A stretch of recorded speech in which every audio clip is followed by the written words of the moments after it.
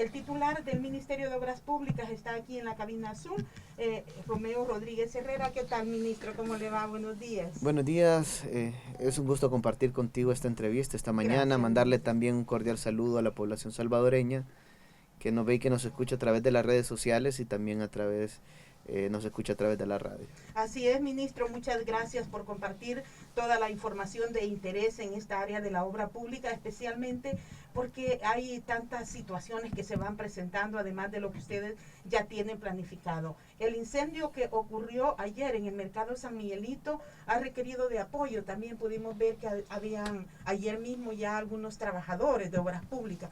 ¿Qué aporte está dando el ministerio para atender esta emergencia? Sí, bueno, con respecto al incendio que se dio en el mercado en el mercado San Miguelito, el Ministerio de Obras Públicas es parte de la Comisión Nacional de Protección Civil.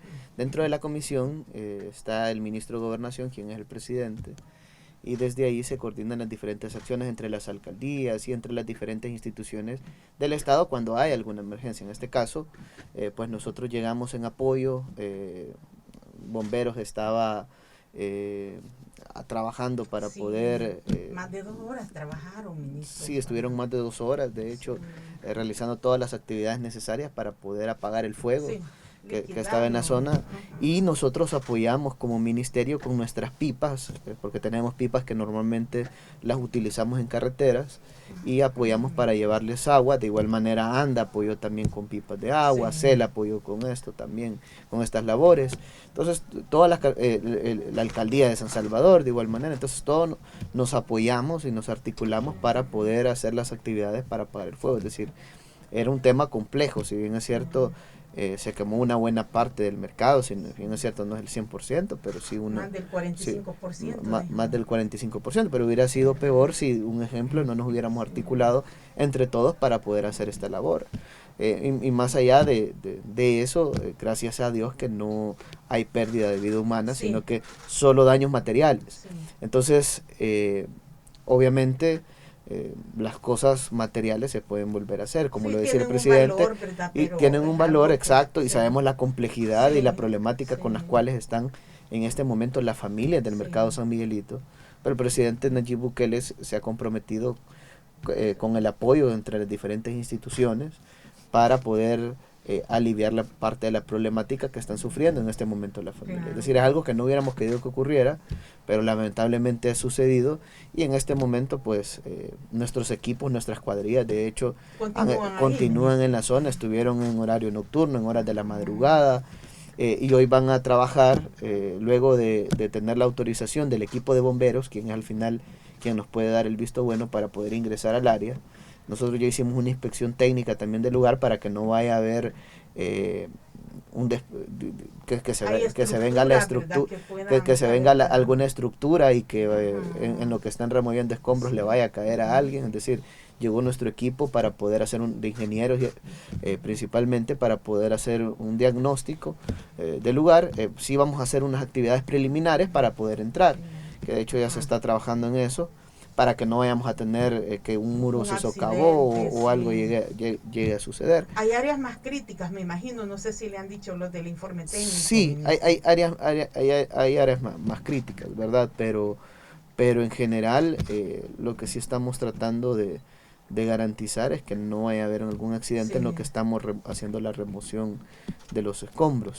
Y había mucho vapor, decía el Cuerpo de Bomberos Nacionales, que eso también dificulta las tareas en el interior del mercado San Miguelito. Sí, y es que es una buena área, ¿verdad? Es una buena porción, de la cual, si bien es cierto, es un poco más del 40% del mercado, como ha mencionado la Alcaldía de San Salvador y Protección Civil. Y eso implica una buena área, ¿verdad? Es decir, habían miles de vendedores en ese sector que han estado trabajando, que tienen 70 años, quizás algunos, de estar en esa zona, y pues lamentablemente sucedió este hecho, pero nosotros ahorita estamos viendo la manera en la cual podemos apoyar a la Alcaldía de San Salvador, que ya se comprometió también con la construcción de un nuevo mercado, y en lo que esté a nuestra disposición, nuestros ingenieros y nuestros arquitectos pues están también para colaborar en lo que sea necesario. Y de igual manera en este momento, por ejemplo, que vamos a hacer la remoción de los escombros y todas las actividades necesarias para poder ayudar. Obviamente también la alcaldía está trabajando en el hecho de que hay que darles un espacio para que puedan, temporal, para que puedan hacer sus actividades productivas, porque es decir, las personas, por ejemplo, el día de ayer no pudieron realizar ninguna actividad, el día de mañana hay gente que tiene economía de subsistencia, hay gente que puede ser que tiene un poquito más, ¿verdad? Que a pesar que está en el mercado, pero tiene mejores condiciones, pero obviamente se está trabajando para poder garantizar que puedan reiniciar nuevamente en sus actividades. Incluso hay un incentivo económico que la alcaldía ha mencionado que le va a dar a estas personas que han sido afectadas. Y mire, ministro, un proceso de combustión en un incendio de esta naturaleza, tenemos apenas, vamos a cumplir 24 horas. ¿Es posible que haya un ambiente favorable para un trabajo de remoción de escombros, ministro? Por eso mismo fue que el día de ayer no se hizo, porque nosotros esperamos siempre, si bien es cierto, nosotros podemos verificar la infraestructura, las condiciones en las cuales está, y ya hemos garantizado que podamos realizar el ingreso respectivo, pero paralelamente también bomberos tiene que dar un visto bueno técnico, ¿verdad? Porque ellos son los especialistas en la materia en caso de incendio. Entonces, hoy en la mañana, si ellos nos dan el visto bueno, pues en ese momento nuestros equipos empiezan a hacer las tareas de remoción de los escombros. Pero nuestro equipo ya está preparado, está listo para poder realizar este tipo de actividad que consideramos que es importante y es lo que viene para poder avanzar con todo el proceso que tiene que ver con la rehabilitación de este espacio. Sí. Interesante este resumen que nos hace el ministro de Obras Públicas sobre toda la articulación que hay a nivel de la Comisión de Protección Civil para atender esta emergencia por lo que provocó el voraz incendio en el mercado San Miguelito. También, ministro, estuvo usted en las últimas horas ya presentando avances de este proyecto del periférico Claudia Lars. ¿Qué noticias nos comparte sobre lo que puede significar para conectividad y en qué plazos de tiempo estamos hablando? El periférico Claudia Lars, en este momento ya llevamos un 90% de avance de todo el proyecto, es decir, ya estamos a punto de culminar esta gran obra que va a beneficiar a miles de ciudadanos que viajan desde el occidente del país, principalmente Sonsonate, porque la idea del proyecto es que todas las familias que vienen desde y hacia Sonsonate no tengan que pasar por la zona central de Lourdes ni por Ateos, donde normalmente se tardaban de 30 a 40 minutos, sino que ingresen directamente por una carretera nueva. De igual manera, la carga que viene del puerto de Acajutla, todo el traslado de las mercancías, van a ser beneficiadas con este proyecto. Entonces, nosotros esperamos concluir el último trimestre de este año este proyecto. En octubre vamos a finalizar ya con la pavimentación de los 10.08 kilómetros, que es lo que componen la carretera, desde el desvío de Opico hasta el desvío de Zacacoyo. El periférico Claudia Lars incluye lo siguiente, y quiero enfatizar en eso. Uno es la apertura de la carretera, que son los 10 kilómetros nuevos que estamos construyendo. Otro es la construcción de 2 rotondas, porque lo que llevaba el proyecto eran 2 rotondas, una en el desvío de Opico y otra en el desvío de Zacacoyo. Nosotros, como proyecto adicional, hemos contemplado hacer 2 pasos a desnivel, uno en el desvío de Opico y otro en el desvío de Zacacoyo. Es decir, vamos a construir 2 pasos a desnivel. ¿Y esos pasos a desnivel, ministro, forman parte siempre de la cooperación con Fomilenio? Estos son fondos del Ministerio de Obras Públicas, ya no son fondos de Fomilenio. Es más, incluso el proyecto en este momento se está ejecutando ya con fondos del Ministerio de Obras Públicas, porque ya Fomilenio llegó hasta un periodo y de ahí ellos entregaron el proyecto a una institución que se creó, que es la entidad del milenio. Sí. Entonces, hoy ya no es Fomilenio en realidad. Entidad del milenio que se ha quedado dando. Y que depende del gobierno. La entidad la entidad del milenio depende del gobierno de El Salvador. De la cuenta del no depende ya de Fomilenio. Es decir, y es más, los proyectos tampoco se están ejecutando ahorita con recursos. Obviamente hay una parte que sí, porque todavía había un remanente. Sí, había, y que le autorizaron al país. Exacto, poderlos utilizar, pero es una pequeña parte. Al menos el periférico Claudia Lars en su totalidad está siendo ejecutado con proyectos con dinero del Ministerio de Obras Públicas, con fondos que tenía el MOP para ejecutar en proyectos y que los destinó para poder salvar a Fomilenio, porque si tú te recuerdas, los diputados anteriores no aprobaban nada. La contrapartida es esta, ministro. Había una contrapartida que debía poner el gobierno.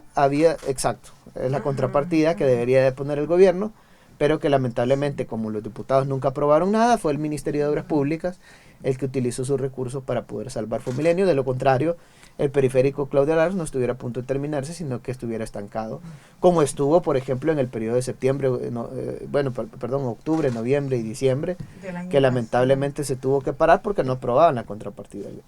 Con el presupuesto 2021 fue que pudimos reactivar el proyecto. Obviamente ellos no aprobaron nada porque ellos querían que el proyecto siguiera detenido, y lo que hicimos fue utilizar los fondos del MOP para poder continuar con este gran proyecto. Lo bueno y lo importante, creo yo, es que se está ejecutando, que ya se va a concluir, que miles de familias del occidente del país van a ser beneficiados con este proyecto. Esperamos que cerca de 20,000 vehículos en promedio diario transiten por esta nueva carretera.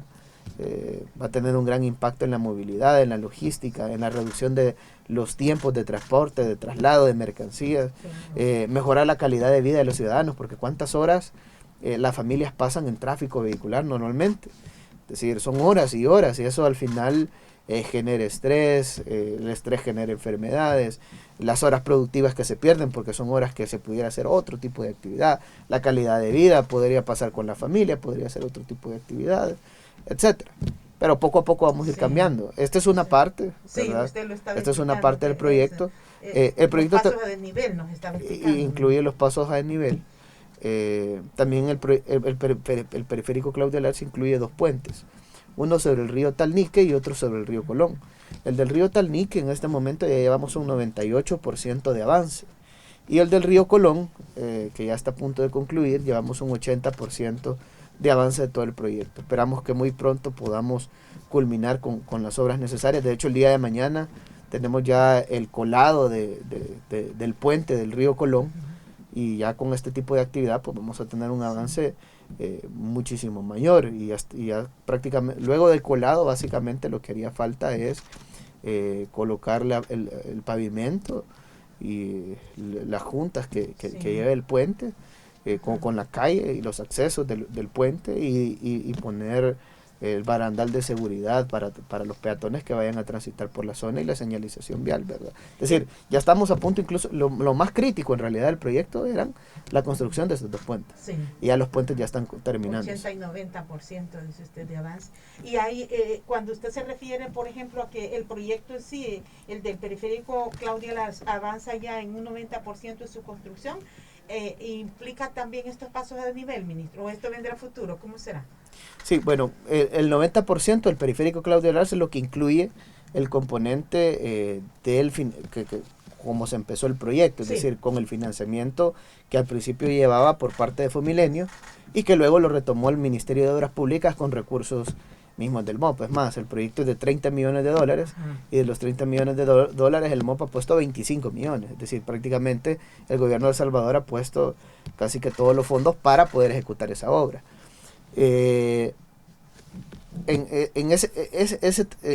Esa parte que incluye la apertura de carretera de 10.08 kilómetros y 2 rotondas, uno en el desvío de Opico y otro en el desvío de Zacacoyo, es lo que y la construcción de los 2 puentes, más los drenajes que incluye toda la carretera, eso es lo que lleva un 90% de avance.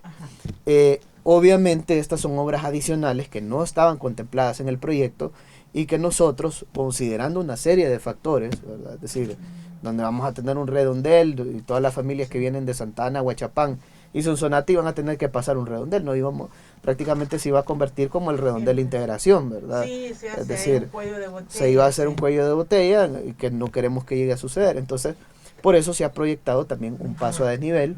En el desvío de Pico anda por un presupuesto de cerca de $15 millones, y otro en el desvío de Zacacoyo que anda por un monto cercano a los $10 millones. Entonces vamos a ejecutar esos 2 pasos de nivel para poder garantizar un tránsito más ágil y más seguro para toda la población del occidente del país. Y además, la nueva carretera de Los Chorros, ¿verdad? Que va a ser un proyecto de primer mundo.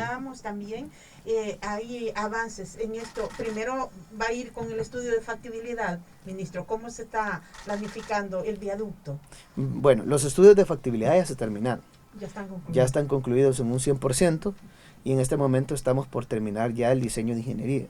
La empresa el próximo mes esperamos que nos entregue ya el último informe del diseño del proyecto. Del Porque diseño ya se adjudicó, ministro, también para el diseño. Se adjudicó, es decir, el proyecto se adjudicó factibilidad y diseño de ingeniería, es decir, incluía los dos componentes. Entonces, ¿por qué lo hicimos así? Pues por tiempo, ¿verdad?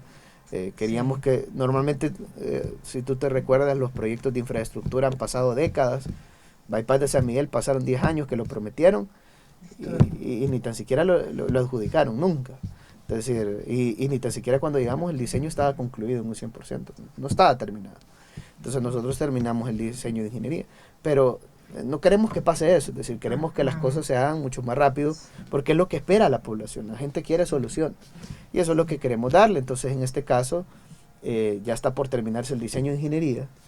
Luego del diseño de ingeniería, pues nosotros obviamente tenemos que hacerle una revisión. Luego de estar aprobado, vamos a pasar las bases de licitación al BESIE, porque es con ellos que tenemos el financiamiento.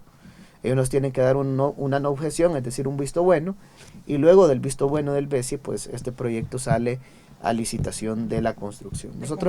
Nosotros esperamos que el último trimestre de este año el proyecto esté en licitación. Y ya para construirse, es decir, ¿Antes de diciembre, ministro? Antes de diciembre estaríamos estaría en licitación, luego esperamos que pronto se adjudique, y luego de adjudicado, pues la empresa tendrá unos 30 días más o menos, en los cuales pone su plantel, su maquinaria, equipo y todo, y ya se van a ver maquinarias y trabajos en la carretera de Los Chorros. Es decir, no es que vamos a empezar un estudio, no es que vamos a empezar un diseño, es decir, todo eso ha venido caminando. Sabíamos que la asamblea anterior no nos iba a aprobar nada porque ni las donaciones aprobaban. Entonces, para mientras avanzamos en las factibilidades y en los diseños de ingeniería de estos proyectos importantes que van a tener un gran impacto en la economía nacional. Vimos que estuvieron haciendo algunas como explosiones controladas, midiendo nivel de riesgo. ¿Cómo se ha determinado al final la factibilidad de ese proyecto? Es además la empresa que participen con alta tecnología, ministro, para la construcción de un viaducto. Sí, bueno, el proyecto se ha dividido en 3 etapas, ¿verdad? En tres tramos, digamos.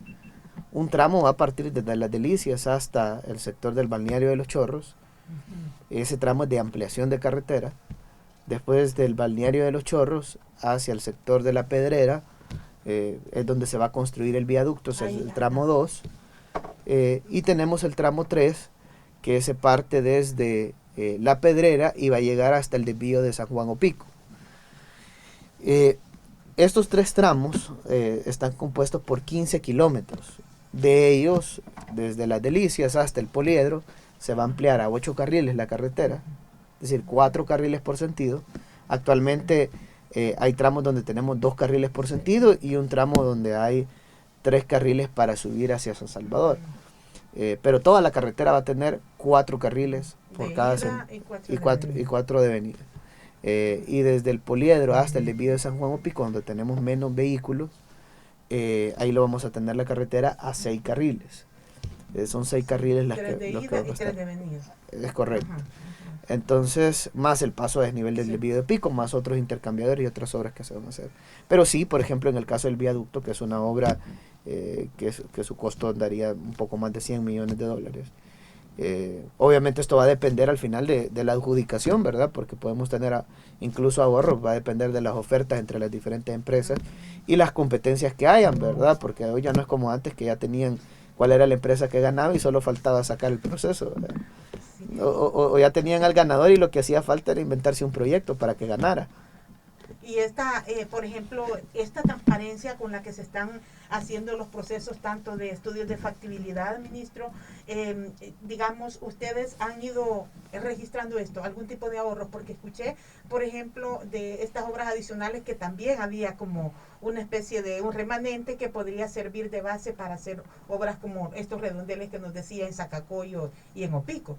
Sí, en los proyectos de infraestructura normalmente nosotros tenemos un presupuesto, ¿verdad? Un presupuesto base de cada hora que se va a ejecutar. Obviamente esto es medible por diferentes variables, ¿verdad? Incluso muchas veces se mide hasta proyectos similares, y tomando en cuenta los costos promedios que se han tenido en años anteriores de esos mismos proyectos.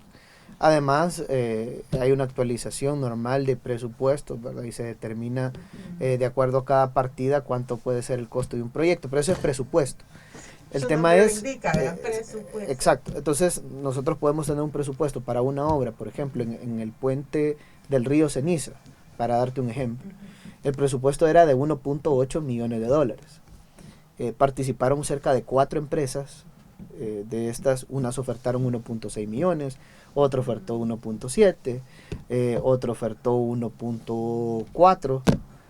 Y al final la que ofertó menos, pero al final cumplía técnicamente, legalmente, financieramente. No asignan porque es más barato, sino porque hay también... Tiene que haber cumplido antes con todo lo demás, es decir, porque si no cumple, es decir, es como... yo puedo pedir, por ejemplo, sí, o puedo pedir un televisor, por ejemplo, de 60 pulgadas, y puede venir alguien y me decir, no, mire, le voy a ofertar uno de 40. Y obviamente se cuesta menos, pero no es lo que pedimos, ¿verdad? Entonces, en este caso, igual, nosotros pedimos algo de acuerdo a las especificaciones técnicas, y se tiene que ofertar de acuerdo a los requerimientos que nosotros hemos hecho. Las empresas tienen que cumplir técnicamente, porque es decir, hay que realizar una serie de obras, y tienen que tener el personal cualificado para poder ejecutar ese proyecto. Tiene que tener la capacidad financiera de ejecución, porque son proyectos millonarios. Entonces, por ejemplo, en este caso ganó la empresa que tenía un presupuesto que ellos ofertaron cerca de 1.4, es decir, nos ahorramos un poco más de $400,000. Entonces, y esos $400,000 pues sirven para otras obras en otros sectores. Ministro, hay, bueno, distintas participaciones esta mañana.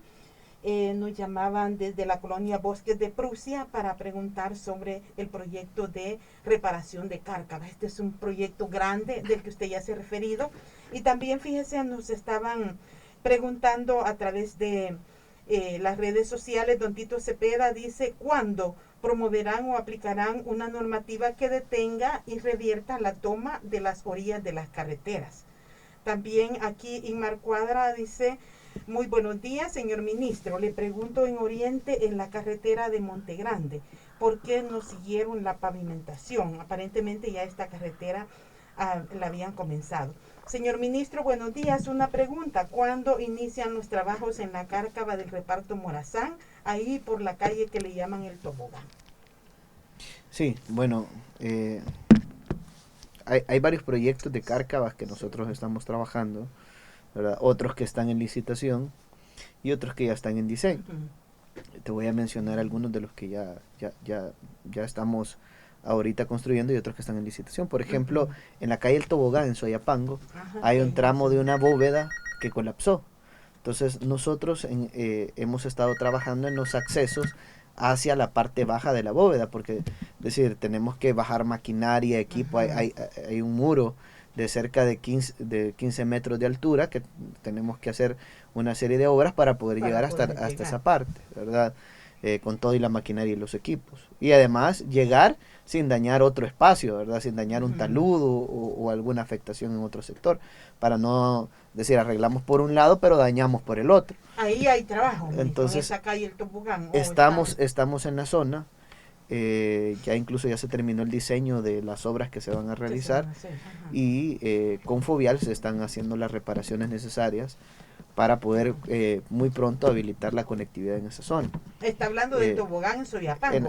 Sí, en la calle conocida como el Tobogán. En el reparto Morazán, ahí hay una cárcava que se formó ya hace años, y pues las familias necesitan obviamente una respuesta sobre este tipo de obras.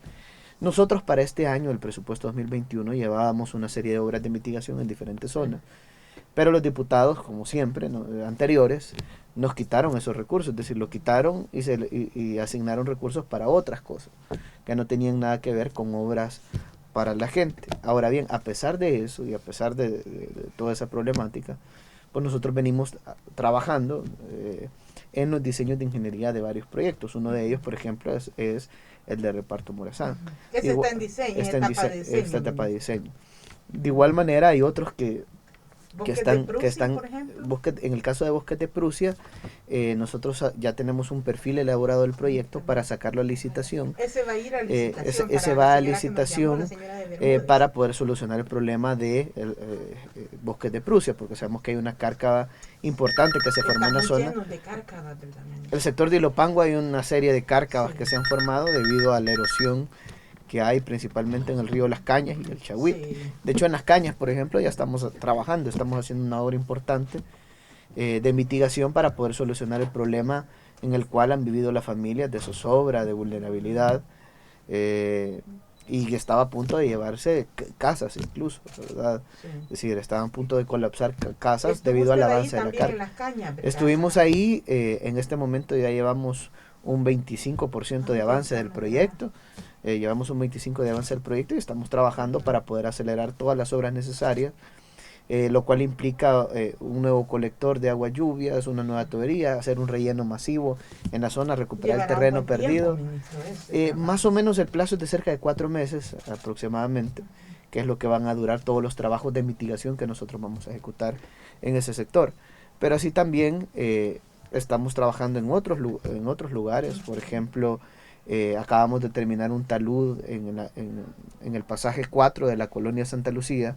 De igual manera estamos trabajando... Entonces allá también está la residencial Santa Lucía y la colonia Santa Lucía. Son dos lugares diferentes. Sí, en Ilopango. En Ilopango. Son dos lugares diferentes y dos problemas totalmente diferentes. Ya terminamos, por ejemplo, la cárcava de la residencial Santa Lucía. Pero vamos a solucionar el problema de las inundaciones de la colonia, que es un lugar diferente y un problema diferente. Entonces, ¿cuál es el problema de ahí? Y esos proyectos ya están en licitación. Los de Santa Lucía. Los de Santa Lucía. Que en el sector del Matasano y en el sector de la comunidad Belén, en Valle Nuevo, cerraron los pozos de agua lluvia debido a que hace 30 años, un poco más de 30 años, se les estaban formando cárcavas. Entonces las casas estaban a punto de colapsar. Entonces ellos lo que hicieron fue, había una descarga de agua lluvias que era lo que minaba el talud y hacía que la cárcava avanzara. Entonces cerraron los pozos de agua lluvias para que ya no llegara el agua a esa zona. Y con eso ya la cárcava ya no avanzó, la pudieron contener. Pero el agua ya no llega ahí, sino que ahora va al sector del Triángulo en la colonia Santa Lucía. Sí, así me lo han descrito. Entonces, igual manera en el Guaje, por ejemplo. En el sector del Guaje, que está cerca de ese lugar, incluso pavimentaron una quebrada. Y la quebrada va a dar también a la colonia Santa Lucía. Entonces, obviamente, una serie de problemas de construcción, negligencia del pasado, pero hay que darle una solución a la familia. Tardará un poco la solución, pero... Lo importante es que a pesar que tuvimos bloqueos en el pasado, a pesar que nos quitaron, porque la asamblea anterior nos quitó los fondos para decir, esas obras ya se estuvieran haciendo, incluso quizás hasta ya se hubieran terminado. Pero como la asamblea anterior nos quitó los recursos, lamentablemente no se pudieron sacar a licitación los proyectos, a pesar que lo presentamos, lo pedimos, etcétera. Entonces, ¿cómo es que se va a hacer estos proyectos? Pues la nueva asamblea nos asignó 15 millones de dólares para poder hacer obras de mitigación.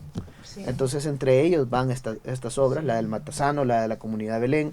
También sacamos obras en el río Chagüite porque hay una alta erosión en ese sector de las aguas y lo cual genera complejo de cárcavas.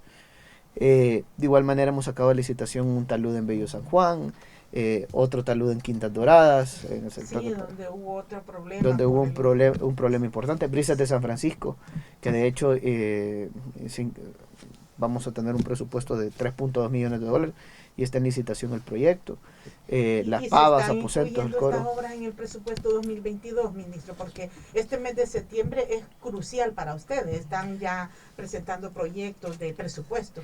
Estos proyectos ya están en licitación, los que estoy mencionando. El presupuesto entonces, ya está en 2021. En 2021. Ajá.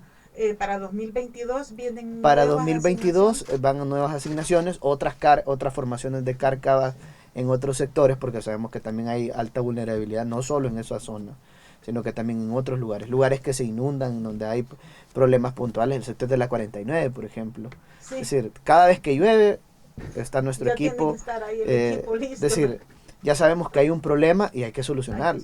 Hay que darle la solución real. La solución real no es seguir alojando el agua o cada vez que o detener el tráfico o cerrar la carretera por algunos momentos, sino que una solución integral, como se le va a dar, por ejemplo, a la carretera de Los Chorros. La solución no es seguir haciendo lo mismo, para que al final tengamos los mismos resultados donde morían decenas de salvadoreños, lamentablemente. De igual manera se le va a dar una solución real al sector de la 49, se le va a dar una solución real a la colonia Santa Lucía. Si bien es cierto, el invierno de alguna manera dificulta el poder ingresar con trabajos, pero ya pronto pues se van a empezar a ver y la gente va a estar pues más tranquila y más segura de que este gobierno les está respondiendo. La carretera de Montegrande, ministro, ¿por qué no siguieron, dice, que conecta hacia San Miguel, en el oriente? Bueno, en el caso de Montegrande, lo que sucede es lo siguiente. Hay una serie de rutas que son fovial, tenemos cerca de 7.000 kilómetros de carretera, donde una buena parte de ellas se le asigna, principalmente las calles de tierra, se asigna únicamente un mantenimiento rutinario, lo cual implicaba nada más pasar maquinaria, equipo, pero no implicaba pavimentar las calles. Por eso es que, de hecho, nosotros hemos revisado en todos los años, así que cada año se gastaba 30 millones de dólares en solo irle pasar, entre comillas, la cuchilla a cada una de las calles que son de tierra.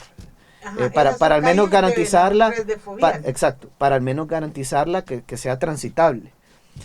¿Por qué se podía hacer únicamente esto? Pues porque la ley no permitía que Fovial pudiera hacer una pavimentación, no permitía que Fovial pudiera hacer mejoras de la geometría de una carretera, no permitía que pudiera hacer una obra nueva, a pesar que se requería. Es más, incluso Fovial podría tener recursos en algún momento y por otro lado podrían estarse cayendo casas y viviendas de alguna zona y Fovial no podía intervenir porque no era su ruta. Porque es decir, la ley no se lo permitía. Porque la ley no se lo permitía. Entonces nosotros pedimos a la Asamblea Legislativa que hiciera una modificación de la ley de Fovial para poder hacer este tipo de obras, ¿qué importa más? Es decir, capaz con ese dinero, si bien es cierto, se pueden arreglar los baches, se pueden hacer una serie de obras, pero si tú estás viendo que se están cayendo casas, la lógica me indica que hay que hacer una obra en ese sector. Son vidas de salvadoreños las que se pueden perder. Y cuando muchas veces se ha podido contar con los recursos. Y en este caso de la calle, es decir, gastar decenas de millones de dólares solo por seguir pasándole la cuchilla a una calle, por un decir, por pasarle el rodo a la maquinaria y dejarla transitable. Y después el invierno se vuelve a deteriorar y se vuelve a intervenir y se vuelve a gastar. Entonces mejor vamos a empezar a pavimentar las calles. Si bien es cierto, ¿y ya se podrá incluir esta calle de Montegrande? Y Montegrande hay que pavimentarle. Es más, es promesa del presidente Nayib Bukele. Así como Montegrande, también hay otras promesas en Yayantique, hay otras promesas en el sector de Piedras Blancas, también en La Unión. O sea, y vamos a cumplirlas. Y estamos trabajando en eso. Seibío, San José el Naranjo. Hay una calle importante también en el sector de Huachapán, donde las familias han pedido por décadas que esa calle se pavimente. Y ya estamos trabajando en el proyecto para poderlo hacer. Pero antes no se podía. Ahora bien, que si los recursos si se va a tener los recursos para pavimentarlas todas de una sola vez, pues vamos a ir por tramos. Pero ahora se van a empezar a hacer, antes no se hacían. Ministro, fíjese que también nos llamaron y dice, me parecen bien todos los proyectos que están haciendo en las carreteras primarias, pero ¿por qué no trabajan en los baches que hay en las distintas calles en San Salvador? Yo le explicaba al oyente que, bueno, hay un fondo de vialidad que pagamos, pero aquí la voz autorizada es usted. ¿Qué nos dice de este deterioro de las vías aquí urbanas? Bueno, con respecto al tema de las calles urbanas principalmente, la mayoría son correspondencia municipal. Obviamente hay rutas que son ruta MOP y fovial, y el MOP tiene asignados recursos para poderlas intervenir. Principalmente a través de fovial, y hay rutas que son municipales que obviamente las alcaldías lo están viendo. Hay una dirección de obras municipales que va a estar trabajando en este tipo de temas. ¿Esta dirección está en el MOP o dónde, ministro? Esa dirección obviamente lo van a anunciar, no sí no va a depender del Ministerio de Obras Públicas, pero sí es una dirección importante no que va a estar trabajando de lado con las alcaldías para todo este tipo de intervenciones. ¿No está vinculada a ese proyecto de reestructuración del FODES, ministro, de la oficina que anunció el presidente también para... El presidente la anunció, la Dirección de Obras, es la misma, Dirección Nacional de Obras, exacto, que es la que va a ejecutar exacto. obras. Y la idea es que ahora ya no sea como antes, que los alcaldes se gastaban el pisto en otras cosas que no tenían nada que ver con obras. Que hoy de verdad le lleven soluciones a las familias, ¿verdad? Sí. Obviamente esperamos que muy pronto se va a constituir y pues ellos van a hacer su lanzamiento ministro, o cómo se ha concebido. Ellos cuando hagan el lanzamiento, ellos van a dar información de cómo se va a proceder con este obras tema. Públicas, ¿verdad? Porque dijo el presidente que... Va a haber coordinación, ¿verdad? Con la Dirección de Obras Municipales, como todas las carteras de Estado, como salud, como educación, como vivienda, como... protección civil, donde tenemos coordinaciones para poder apoyar en las diferentes tareas que se realizan. En el caso de la dirección, obviamente, vamos a tener que coordinarlos, por decir, algunas calles puede ser que las hagan ellos, otras calles las va a hacer el MOP, otras calles puede ser que las hagamos juntos, etcétera, etcétera, ¿verdad? Con las alcaldías, como sea. ¿Verdad? Al final lo importante siempre va a ser darle una solución real a la gente y que el dinero del pueblo se invierta por primera vez en la historia en el pueblo, como se ha estado haciendo desde la llegada del presidente Nayib Bukele, no como antes, que los impuestos de los salvadoreños se los robaban, se los embolsaban los funcionarios anteriores, ¿verdad? Y de diferentes formas. Podemos ver, por ejemplo, un puente en Chalatenango donde cambiaron ese puente por un avión, es decir, y se lo dieron al expresidente Funes. ¿Y eso quién fue? El Ministerio de Obras Públicas. Adjudicó un puente de $8 millones, la empresa a cambio del puente le dio un avión, a cambio de la obra, y ese avión se lo dieron al expresidente Funes. Las ONGs, es decir, ese es otro mecanismo de robo. ¿Llevaron a la fiscalía ustedes, verdad, ministro? Sí, de hecho incluso el fiscal general actual fue a Guatemala, porque en Guatemala está confiscado este avión, ¿verdad? Entonces, pero es un robo latente, pues existente. Parte de los recursos, que sí, pues, recuperar parte de todo lo que se han robado, pero decir, ese es un mecanismo eso es la punta del iceberg, ¿verdad?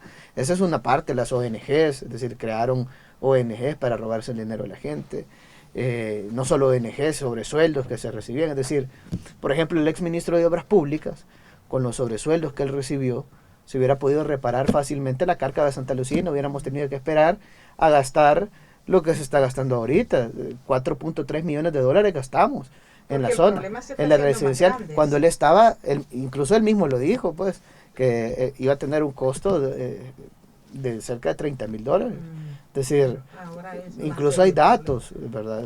O sea, él recibió más de $30,000 en sobresueldo, es decir, con lo que él recibió, con eso se hubiera podido reparar esa carga, o se hubieran podido hacer una serie de obras de mitigación. Pero bueno, en el caso de las calles, pues vamos a estar coordinando con las alcaldías y con esta nueva dirección que se cree para poder apoyar en lo que ellos destinan. Ojalá y se pueda agilizar esto, ministro. Le agradezco que nos haya podido visitar esta mañana para contarnos toda esta información sobre los proyectos que están en ejecución, los que se van a asignar, los que se vendrán a futuro. Un gusto haber hablado con usted, ministro. No, gracias a ti por la invitación y también mandarle un cordial saludo a todas las personas que escucharon esta entrevista. Muchas gracias. Muchas gracias a usted.